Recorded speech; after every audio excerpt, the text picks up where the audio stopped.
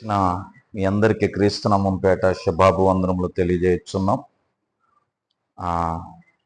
చాలామంది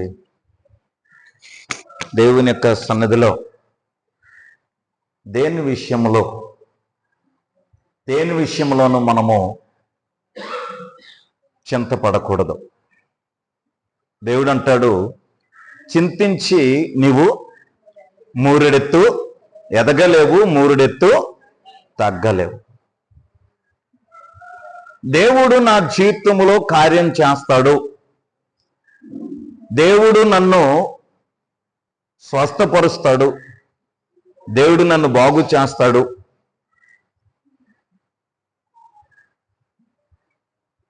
ఆయన మహోన్నతుడు మహాగణుడు అని చెప్పి ఆయన మీద మనం భారం వేస్తే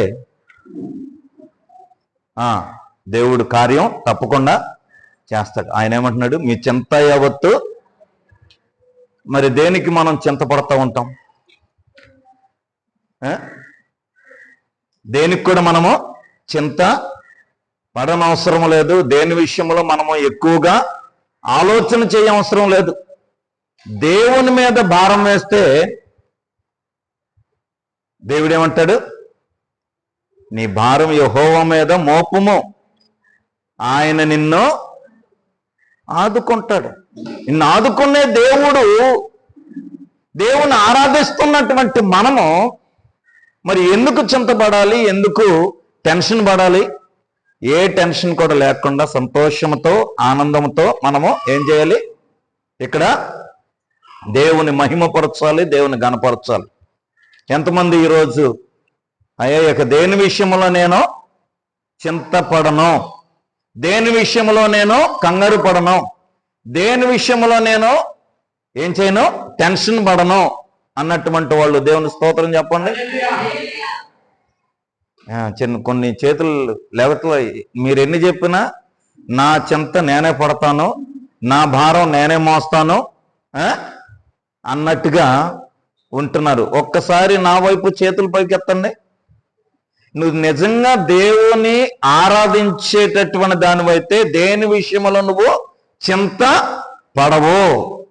ఆమేన్ చెప్పండి.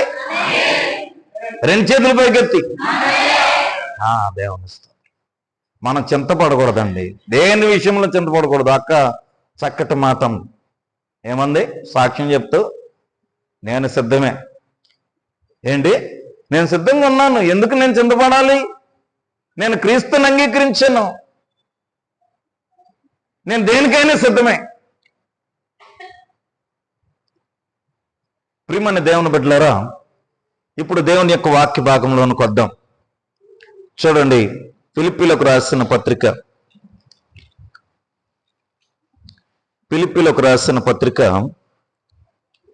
3వ అధ్యాయము 7 నుండి 10 వచనాల వరకు మనం చదువుదాం.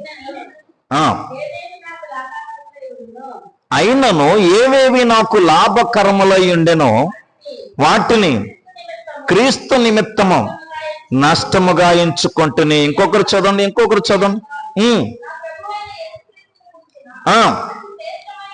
అతి శ్రేష్టమైన జ్ఞానము నిమిత్తమై సమస్తమును నష్టముగా ఎంచుకొనుచున్నాను. ఇంకొకరు క్రీస్తును సంపాదించుకొని ధర్మశాస్త్ర మూలమైన నా నీతిని గాక క్రీస్తు నందలి విశ్వాసము వలనైన నీతి అనగా విశ్వాసమును బట్టి దేవుడు అనుగ్రహించు నీతి గలవాడనై ఆయన యందు అగుపడు నిమిత్తము. ఇంకొకరు ఏ విధము చేతనైనను మృతులలో నుండి నాకు పునరుద్ధానము కలగవలనని ఆయన మరణ విషయములో సమానానుభవము గలవాడనై ఆయనను ఆయన పునరుద్ధాన బలమును ఎరుగు నిమిత్తమును ఆయన శ్రమలలో పాలివాడగుట ఎట్టిదో ఎరుగు నిమిత్తమును సమస్తమును నష్టపరుచుకొని వాటిని పెంటతో సమానముగా ఎంచుకొనుచున్నాను. చాలండి. ప్రియమైన దేవుని బిడ్డలారా, దేవుడు ఈ సమయంలో మనతో మాట్లాడినట్లుగా చిన్న ప్రార్థన చేద్దాం. పరిశుద్ధుడు అయిన తండ్రి, ఇక్కడ కూడి వచ్చిన బిడ్డలో నీవారు, వాక్యం మీరై ఉన్న దేవా, మీకు స్తోత్రాలు. వాక్యం మీది ప్రభువా. అల్పుడను నా ప్రభువా, ఎందుకు పనికిరాని దాసుడను నేను నీవాడను ప్రభు.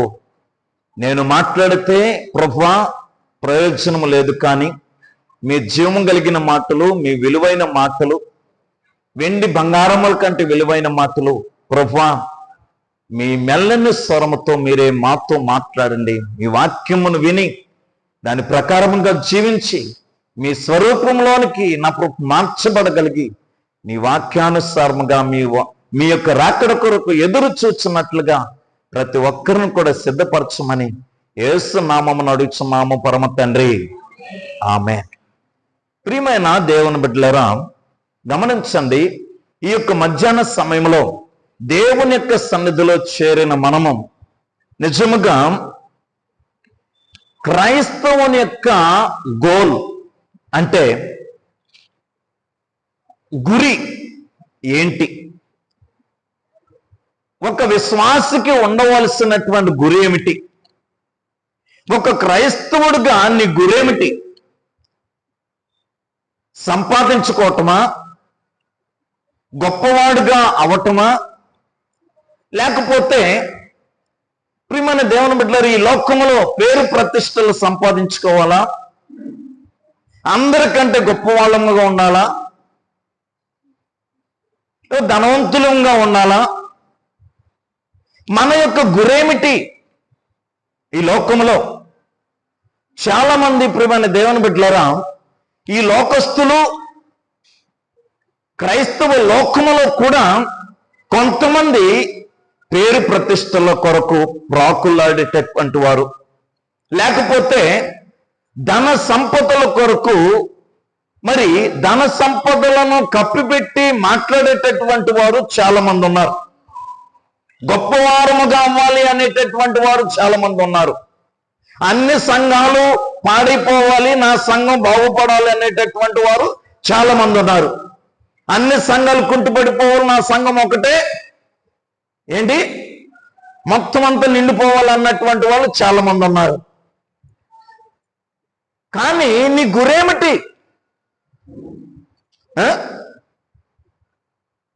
ప్రియమైన దేవుని బిడ్డలారా, ధన సంపదల కొరక, పేరు ప్రతిష్టల కొరక, లేకపోతే ఒకరిని పాడు చేయటం కొరక?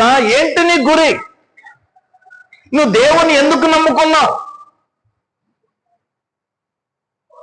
ప్రియమైన దేవుని బిడ్డలారా, ఇక్కడ రెండు మాటలు మాట్లాడుతున్నాడు. నేను పౌలు భక్తుడు సమస్తమును నాకు ఏవేవి లాభకరములై ఉండెనో వాటిని క్రీస్తు నిమిత్తము నష్టముగా ఎంచుకుంటుని. అంటే ఇది పాస్ట్ టెన్స్. ఏంటి? గత కాలంలోనే నేను ఏం చేశాను? నేను నష్టముగా ఎంచుకున్నాను. గత కాలంలోనే నేను నష్టముగా ఎంచుకున్నాను, అయిపోయింది. మరలా అంటున్నాడు, నిశ్చయముగా నా ప్రభువైన యేసు క్రీస్తును గూర్చిన అతి శ్రేష్టమైన జ్ఞానము నిమిత్తమై సమస్తమును నష్టముగా ఎంచుకొనుచున్నాను. అంటే it's a present continuous tense. Past tense లో నష్టముగా ఎంచుకున్నాను, కానీ ఇప్పుడు జరిగే కాలంలో నేనేం చేస్తా ఉన్నాను? సమస్తమును నష్టముగా ఎంచుకొనుచున్నాను. అందరూ నష్టపోవాలి, నేను ఒక్కనే లాభపడాలి. ఇది లోకపు పోకడ, లోకపు ఆశ. కానీ ప్రియమైన దేవుని క్రైస్తవునికి ఉండవలసింది అది కాదు. నేను నష్టపోయినా పర్వాలేదు, నేను కరిగిపోయినా పర్వాలేదు, నేను శ్రమ పడినా పర్వాలేదు, ఇతరులు వెలిగించబడాలి, ఇతరులు దీవించబడాలి, నేను నష్టపోవటం ఏంటి అనేటటువంటిది లోకపు పోకడ. ఏమైనా చేసి నేను లాభపడాలి, లాభం లేని ఏ పని చేయము, ఇది లోకపు పోకడ. కానీ ప్రియమైన దేవుని బిడ్డలారా గమనించండి, మరి క్రీస్తు పోకడేంటి అని అంటే, ఆయన సమస్తమును నష్టపరుచుకొని క్రీస్తు ఏం చేశాడు తెలుసా? ఆయన దరిద్రుడై నిన్ను ధనవంతునిగా చేయుట కొరకు క్రీస్తు ఏం చేశాడు? ఆయన నీ కొరకు మరణించి తిరిగి లేచాడు. ఈ రోజున నాయకులు అన్నటువంటి వారు ప్రియమైన దేవుని బిడ్డలారా ఏం చేస్తూ ఉన్నారు? నాయకత్వం వస్తే చాలు, అధికారం వస్తే చాలు, ఏంటి నా వాళ్ళు, నా పిల్లలు, నా వారు, నా జాతి, నా కుటుంబము, ఇదే మొత్తం దిగమింగేస్తామన్నారు, మొత్తం దిగమింగుతూ ఉన్నారు. కానీ ప్రియమైన దేవుని బిడ్డలారా గమనించండి, స్వార్థము పెరిగిపోయినటువంటి ఈ లోకంలో ఒక విషయం చెప్తాను, సమస్త పాపములకు మూల కేంద్రం, మూల బిందువు ఏంటో తెలుసా? స్వార్థమేనండి. సమస్త పాపములకు మూలం ఏంటో తెలుసు? స్వార్థమే, సెల్ఫిష్నెస్. ఆ రోజున ఆ యొక్క మరి ఏదైనా తోటలో అవ్వలో ఉంది ఆ స్వార్థం. ఏమైపోవాలి? నేను దేవదూతగా అయిపోవాలి, దేవుడిగా అయిపోవాలి, దేవతగా అయిపోవాలి, నన్నే అందరూ కొలవాలి. సాతాను చెప్పాడు కదా, మరి అమ్మా ఈ పండు తిన్న దినమన నిశ్చయముగా నీవు ఏమైపోతావు? దేవతలాగా అయిపోతావు. అప్పుడు నీకు అందరూ సాగిలు పడతారు. ఇప్పుడు ఏమో ఆ కోరిక కలిగింది, ప్రతిరోజు చూస్తూనే ఉంది.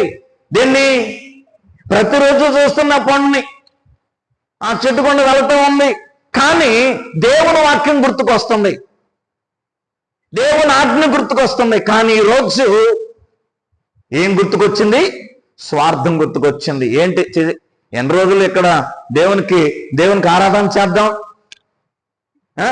ఎందుకు ఎన్ని రోజులు ఆయనకు లోబడి జీవిద్దాం, నేనే దేవుణ్ణి అయిపోతే బాగుంటుంది కదా. అదే వచ్చిందండి, సాతానులో కూడా అదే ఉంది. కాబట్టి సాతానుకి ఎప్పటి నుండో ఆయన సింహాసనము కంటే నా సింహాసనము ఎక్కువగా ఉండాలి, సర్వోన్నతుని కంటే నేనే ఎక్కువగా ఉండాలి. కనుక వాడికి ఆ కోరిక తీరలా. ఇప్పుడు అవ్వలో ప్రవేశించి వీళ్ళందరిని బట్టి నేను ఏం చేయాలి? పూజించబడాలి, పూజలు అందుకోవాలనుకుంది. అవ్వకు ఇంజెక్ట్ చేసింది. అవ్వ ఆ ట్రాప్ లో పడిపోయింది. ఆ యొక్క దేవుని వాక్యం మర్చిపోయింది, నీతి మర్చిపోయింది, న్యాయం మర్చిపోయింది. ఇక స్వార్థం పెరిగిపోయింది. ఏమనుకుంటుంది? నేను దేవతలాగా అయిపోవాలి.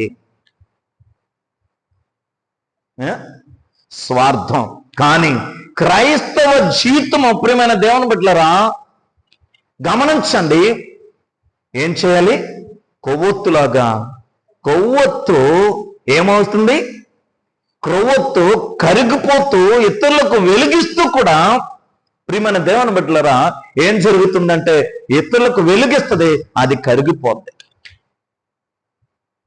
క్రైస్తవుని జీవితము ఆ విధంగా ఉండాలి. కారణం అంటే ఇక్కడ సమస్తమును నష్టముగా ఎంచుకున్నాను అని ఎందుకు అంటున్నాడు అని అంటే, ప్రియమైన దేవుని బిడ్డలారా ఇక్కడ చక్కటి మాటను పౌలు భక్తుడు అంటూ ఉన్నాడు. ఏమంటున్నాడంటే, ఆయనను ఏవేవి నాకు లాభకరముల ఉండినో వాటిని క్రీస్తు నిమిత్తము నష్టముగా ఎంచుకుంటుని. ప్రియమైన దేవుని బిడ్డలారా గమనించండి. నంబర్ 1, ఆయన ఎందుకు నష్టంగా ఎంచుకున్నాడు అని అంటే, టు విన్ క్రైస్ట్, క్రీస్తును సంపాదించుకున్నట కొరకు. ప్రియమైన దేవుని బిడ్డలారా గమనించండి, దేన్ని సంపాదించుకున్నట కొరకు? క్రీస్తును సంపాదించుకున్నట కొరకు. క్రీస్తును అందరికీ పంచిపెట్టుట కొరకు, అందరికీ పరిచయం చేయుట కొరకు, నేను అందరికీ నా జీవితం అందరికీ సంతోషకరముగా దీవెనకరముగా ఉండుట కొరకు నేను అన్నిటినీ నష్టపరుచుకున్నా. వేటిని నష్టపరుచుకున్నాడు? అమ్మా ఇటేనండి, వేటిని నష్టపరుచుకున్నాడంటే కులాన్ని నష్టపరుచుకున్నాడు. నిజమండి. ఎందుకంటే నేను హెబ్రీయులకు హెబ్రీయుణ్ణి. మీరు 7వ వచనం నుండి వెనక్కి చదివితే ప్రియమైన దేవుని బిడ్డలారా, నేను సున్నతి పొందాను, హెబ్రీ సంతానంలో పుట్టాను.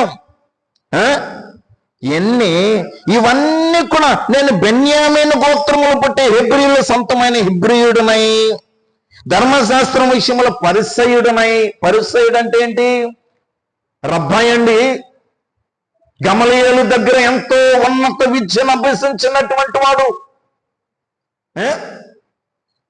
ఎన్నో డిగ్రీలు పొందినటువంటి వాడు. గమలీయేలు దగ్గర శిష్యరికం చేయటం అంటే ప్రియమైన దేవుని బిడ్డలారా మామూలు విషయం కాదండి.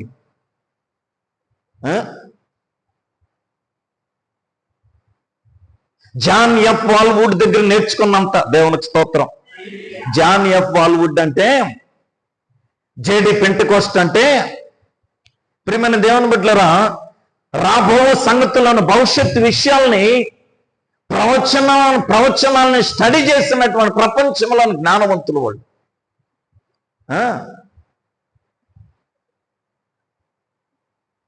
జాన్ ఎఫ్ వాల్వుడ్ అంటే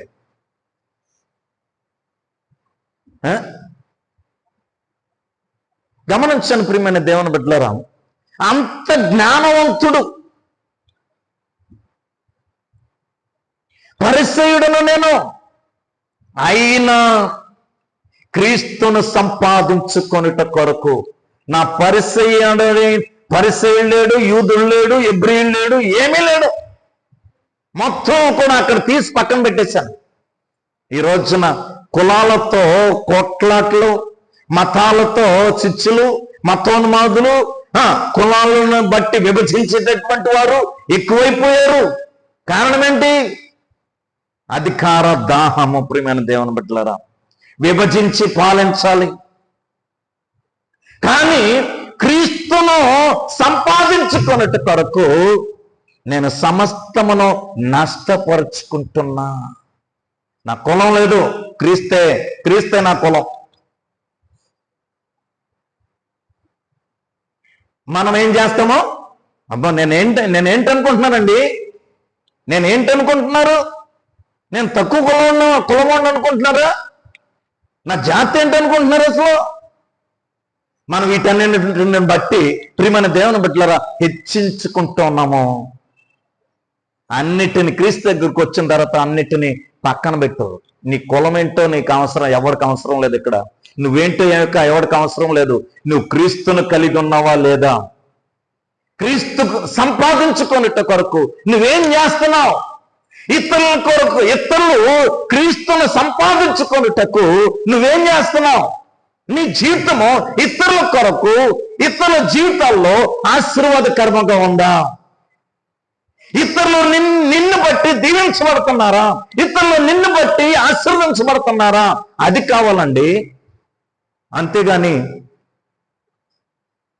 నేను క్రీస్తును సంపాదించుకున్నాను చాలు, బాప్తిసం తీసుకున్నాను చాలు. నిన్ను బట్టి ఎవరైనా ఒక వ్యక్తి, కనీసం ఒక వ్యక్తి రక్షించబడి మందిరానికి వచ్చి బాప్తిసం పొందారా?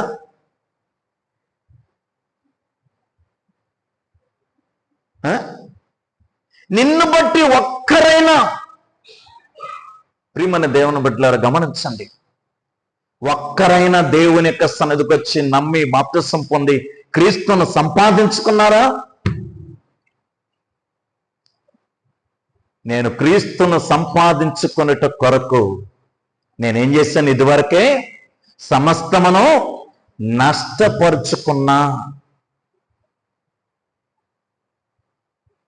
ఓ క్రైస్తవుడా, ఓ దేవుని నమ్మినటువంటి విశ్వాసం అని పిలువబడేటటువంటి ఓ ప్రియ సహోదరుడా, ఓ ప్రియ సహోదరి, ఈ రోజున నువ్వు క్రీస్తును సంపాదించుకున్నట్టు కొరకు ఏం చేస్తా ఉన్నావు?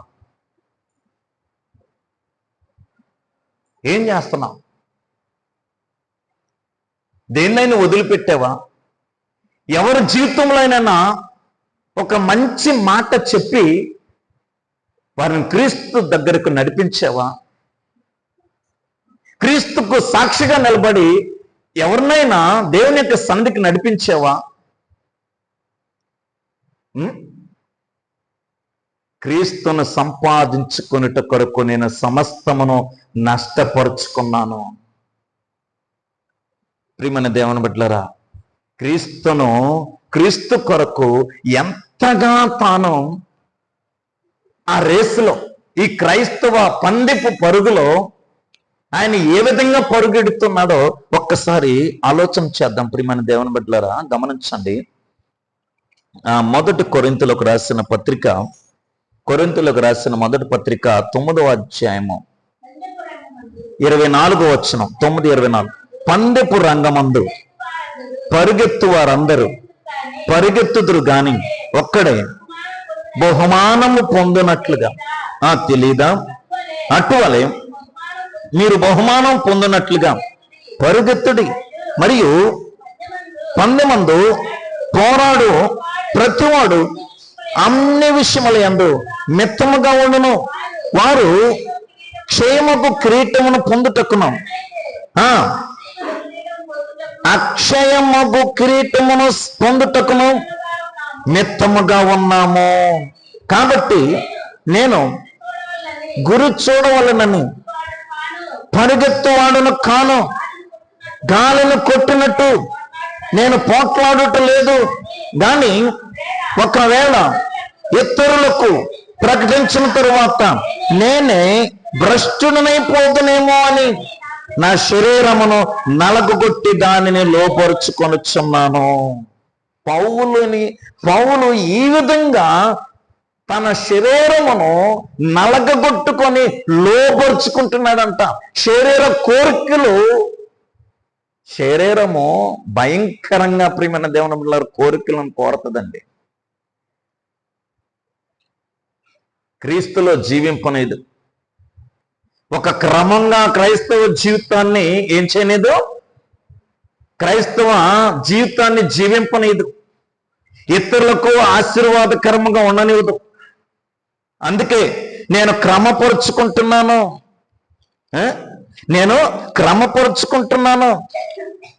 ఈ పందెపు రంగములో ప్రియమైన దేవుని బిడ్డలారా ఏం చేస్తున్నాను? నేను ఎంతగానో ఏం చేస్తున్నాను?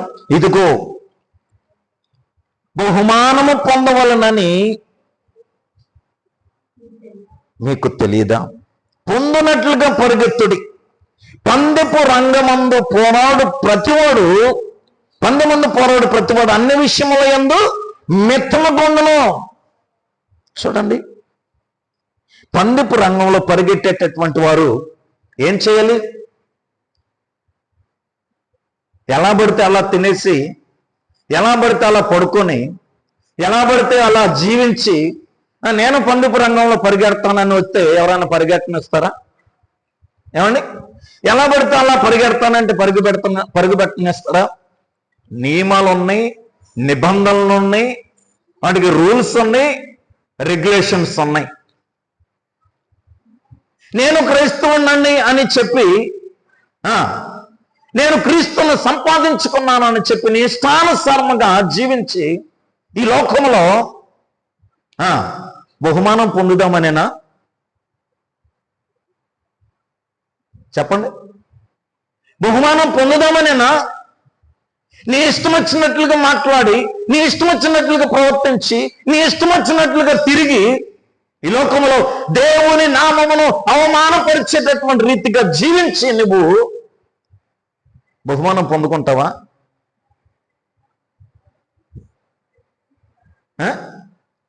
మనం ఏం చేయాలి? ఈ లోకంలో క్రీస్తును సంపాదించుకున్న తరువాత తప్పిపోతానేమో అని చెప్పి మన శరీరమును నలగొట్టుకోవాలంట. మన శరీరమును నలగొట్టుకుంటూ ఉండాలి. We have to keep our flesh under subjection. నేను నలగొట్టుకుంటున్నాను. నా చూపు దేనిని చూసి సంతోషపడుతుందో నేను కన్ను చూపు త్రిప్పేసుకుంటున్నాను. నా కోరిక దేన్నైతే కోరుకుంటుందో, నా శరీరం దేన్నైతే కోరుకుంటుందో ఆ కోరికను నేను నెరవేర్చుకోకుండా నా శరీరం నలగొట్టుకుంటున్నాను.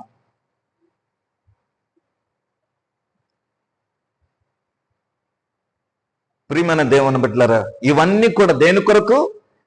క్రీస్తు కొరకు నేను నష్టపరుచుకుంటున్నాను. నాకుంది కోరిక చాలా ఉంది, కానీ నేను నష్టము గంచుకుంటున్నా.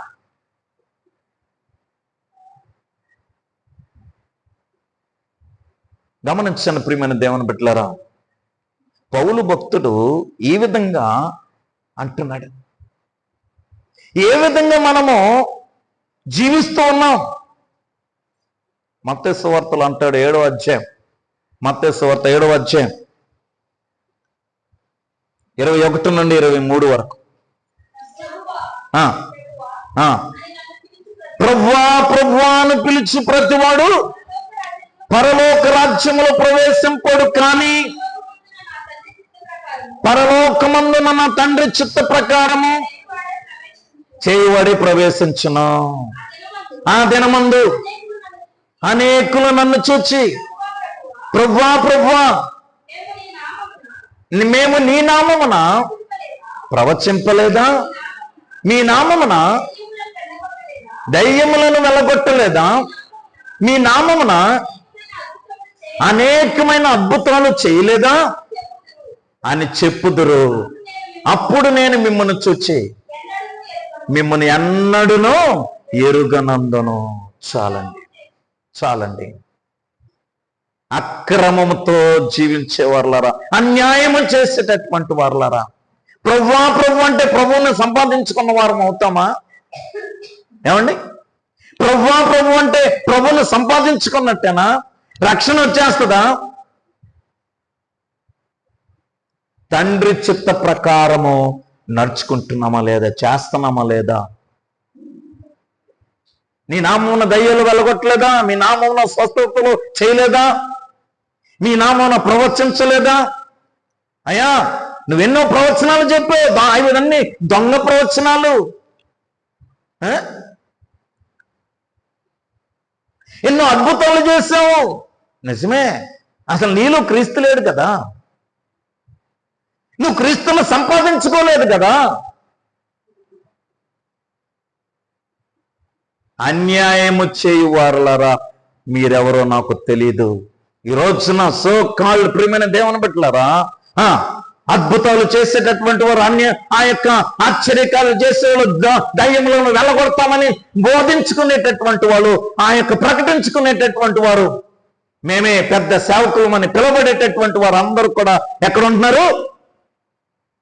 ఒకరోజు నరకములో కాలుతూ అయ్యా అయ్యా అని చెప్పి ఆ ధనవంతుల్లాగా ఉండవలసి వస్తుందేమో. ఒళ్ళు దగ్గర పెట్టుకుని సేవ చేయాలి, ఒళ్ళు దగ్గర పెట్టుకుని దేవుని ఆరాధించాలి విశ్వాసులు. లేకపోతే దేవునికి అసాధ్యమైనది ఏది కూడా లేదు. నువ్వు నిజంగా క్రీస్తును సంపాదించుకోవటానికి ఏమి నష్టపరుచుకుంటున్నా? నీ కోరికలు నష్టపరుచుకున్నావా? నీ కంటికి ఇంపైనటువంటి వాటిని కోరుకుంటున్నావా? నీ శరీరాన్ని నలగొట్టుకుంటున్నావా? లేకపోతే నీ శరీర కోరికలను తీర్చుకుంటూ ప్రభువా ప్రభువా అనుకుంటూ మనం తిరుగులాడుతూ ఉంటున్నామేమో. అయితే ఈ రోజున దేవుడు నీతో మాట్లాడుతున్నాడు, అన్యాయస్తులారా మీరెవరో నాకు తెలియదు. ఇన్నాళ్ళు సేవకులమని దేవుని బిడ్డలమని చెప్పుకున్నటువంటి మనము ఒకవేళ క్రీస్తు లేకుండా చనిపోతే ప్రయోజనం ఏముంది? ఇన్నాళ్ళు సేవ చేశాం, ఇన్నాళ్ళు దేవుని సన్నిధికి వచ్చాం, ఇన్నాళ్ళు ప్రార్థన చేసాం, ఇన్నాళ్ళు వాక్యం చదివాం, ఇన్నాళ్ళు ఏం చేసాం? పాటలు పాడాం. క్రీస్తు లేకపోతే ప్రయోజనమే ఉంది.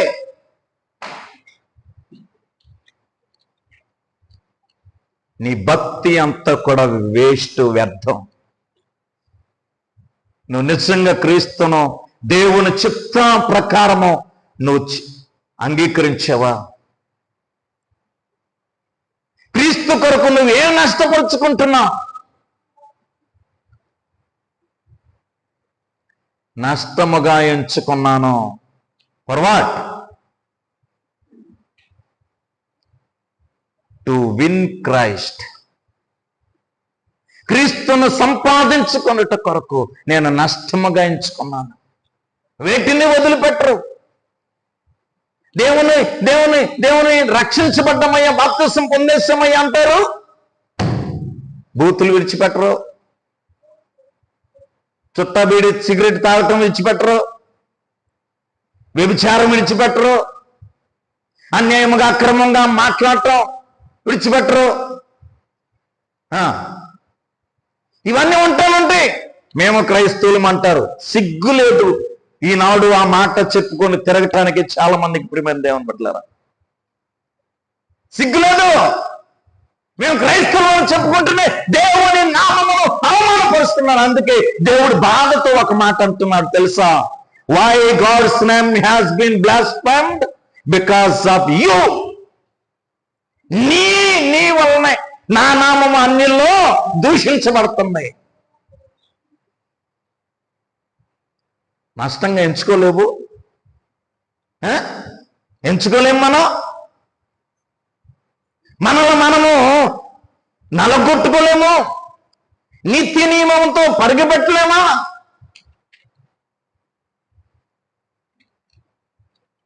ప్రియమైన దేవుని బిడ్డలారా, ఒక్క వ్యక్తిననే దేవుని యొక్క సన్నిధికి నడిపించలేమా? ఇంకొక వ్యక్తి జీవితంలో ఆశీర్వాదకరంగా ఉండలేమా మనం? యాకోబు యొక్క జీవితము ప్రియమైన దేవుని బిడ్డలారా లాభాను జీవితానికి ఆశీర్వాదకరంగా ఉందంటండి. ఆయనే చెప్తున్నాడు, అయ్యా యాకోబు నా అల్లుడా, నువ్వు వచ్చిన దగ్గర నుండి నీ దేవుడైన యెహోవా నన్ను ఆశీర్వదిస్తున్నాడు. బా, ఎంత గొప్ప సంగతి అండి. అమ్మా, నీతో స్నేహముగా ఉన్న దగ్గర నుండి దేవుడు నన్ను దీవిస్తున్నాడు. నువ్వు నా ఇంటికి వచ్చిన దగ్గర నుండి దేవుడు నా జీవితంలో ఎంతో ఆనందం, సంతోషాన్ని నింపాడు. ఒక్కరైనా మనల్ని గురించి సాక్ష్యం ఇస్తున్నారా? ఒక్కరికైనా అమ్మా నువ్వు వాక్యం చెప్పి నన్ను దేవుని దగ్గరికి నడిపించకపోతే ఈ రోజున నేను సత్యాన్ని తెలుసుకున్నాను, ఇదిగో నేను నరకంలో ఉండేవాడునే. అమ్మా, నీ సాక్ష్యము, నీ జీవితము ద్వారా నేను ఆశీర్వదించబడ్డాను, క్రీస్తును సంపాదించుకున్నానమ్మా. నష్టపరుచుకున్నాడు, అవమానమునైన భరించాడు. ఏంటండి? అవమానమును భరించాడు. ఎన్నో రాత్రులు ఉపవాసం అన్నాడు, దిగంబరిగా ఉన్నాడు, వాడ పగిలి ఆ యొక్క ప్రియమైన దేవుని బిడ్డ సముద్రములు ఈదుతూ ఉన్నాడు. ఆయన క్రీస్తును సంపాదించుకొనుట కొరకు అన్నిటినీ నష్టపరుచుకున్నాడు. అనేక మందిని దేవుని యొక్క సన్నిధికి నడిపించి అనేకుల జీవితంలో ఆశీర్వాదకరముగా ఉన్నాడు. మరి నీవు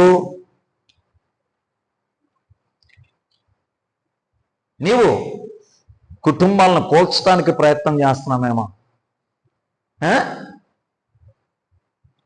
కుటుంబాలని మనం మాట్లాడమంటే మనము ఆ ఇంట్లో అడుగుపెట్టామంటే కుటుంబాలు కూలిపోవాలంతే.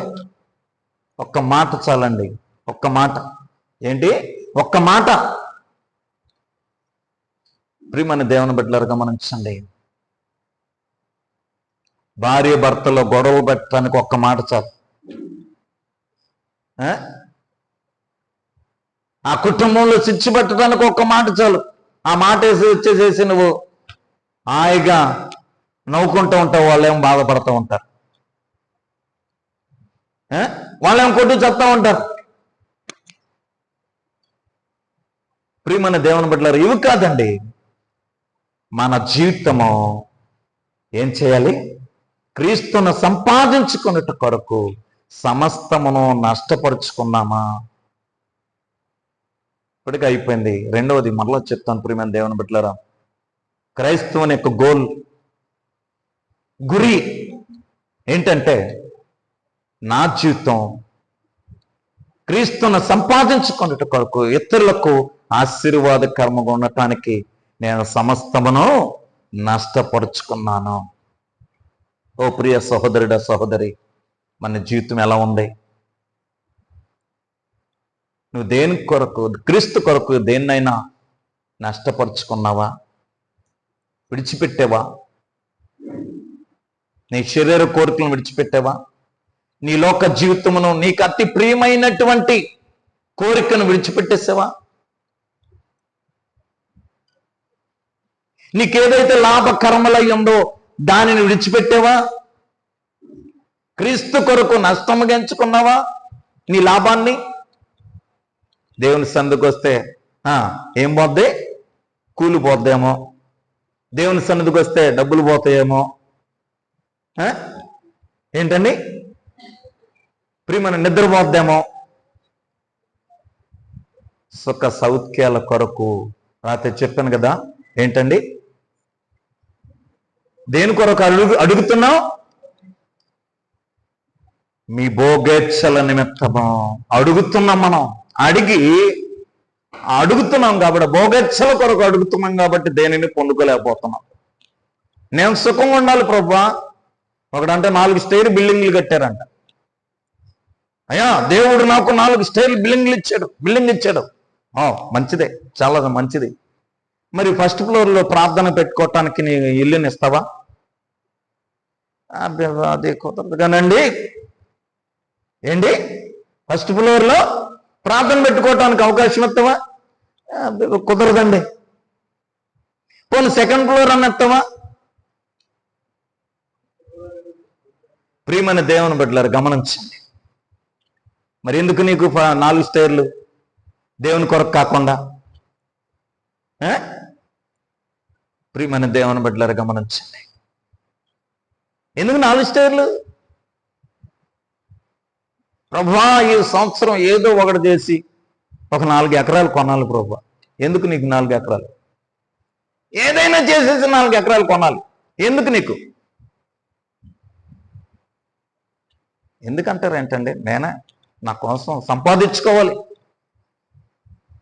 నీకు దేవుడు 4 ఎకరాలు ఇచ్చాడా? 1 ఎకరం పంట తీసుకొచ్చి దేవునికి ఇచ్చేసే. దేవునికి స్తోత్రం. దేవుని కోసం అడుగు. ప్రభువా, ఈ సంవత్సరం ఏదైనా చేసి, ఇప్పుడు 4 ఎకరాలు చేస్తున్నాను, ఇంకొక ఎకరం నీ కొరకు చేస్తాను ప్రభువా. ఏంటి? ఇంకొక ఎకరం నీ కొరకు పాలుగు చేసి ఆ ఎకరంలో వచ్చిందంతా నీకు ఇచ్చేస్తాను. అటువంటి వాడి క్రైస్తవుడు. నిజంగా ప్రియమైన దేవుని బిడ్డలారా, క్రీస్తు కొరకు అడిగేటటువంటి వాడే క్రైస్తవుడు. అప్పుడే దేవుడిని ప్రార్థన ఆలకిస్తాడు.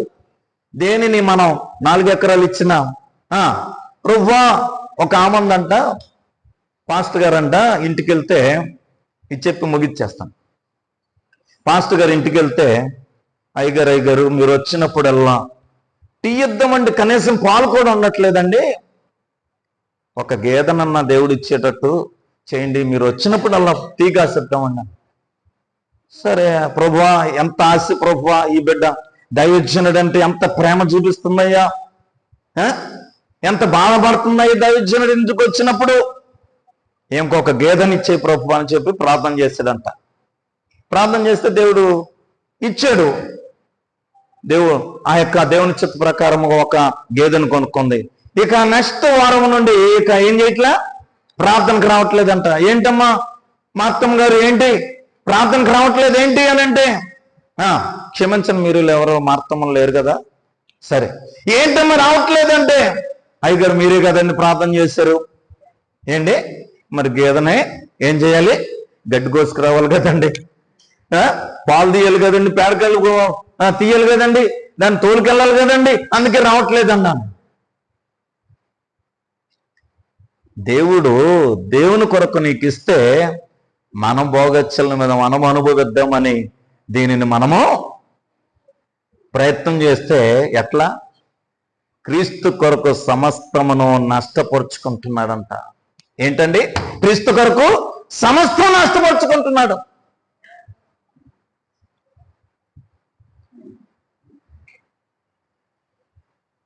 దేవుని కొరకు మనం అడగాలి, దేవుని కొరకు జీవించాలి. క్రీస్తును సంపాదించుకున్నట్టు కొరకు మనం నష్టపోయిన పర్వాలేదు, కానీ ఇతరులు దీవించబడాలి, ఇతరులు ఆశీర్వదించబడాలి, ఇతరులు దేవుని తెలుసుకో నిమిత్తము మనం నష్టపోయిన పర్వాలేదు, మనం ఆ అవమానం అనుభవించిన పర్వాలేదు. ప్రియమైన దేవుని బిడ్డలారా, అవమానం వచ్చిన పర్వాలేదు, కానీ క్రీస్తు కొరకు సమస్తమును నష్టపరుచుకొని పెంటతో సమానముగా ఎంచుకొని క్రీస్తును ప్రకటించాలి, అనేకులను క్రీస్తు దగ్గరికి నడిపించాలి. మరి మనం దేని కొరకు నష్టపరుచుకుందామా? దేన్నైనా. ప్రియమైన దేవుని బిడ్డలారా, గమనించండి, క్రీస్తును సంపాదించుకున్నట్టు కొరకు పౌలు అన్నిటినీ నష్టముగా ఎంచుకున్నాడు. మనం నువ్వు దేనిని నష్టంగా ఎంచుకుంటున్నావు?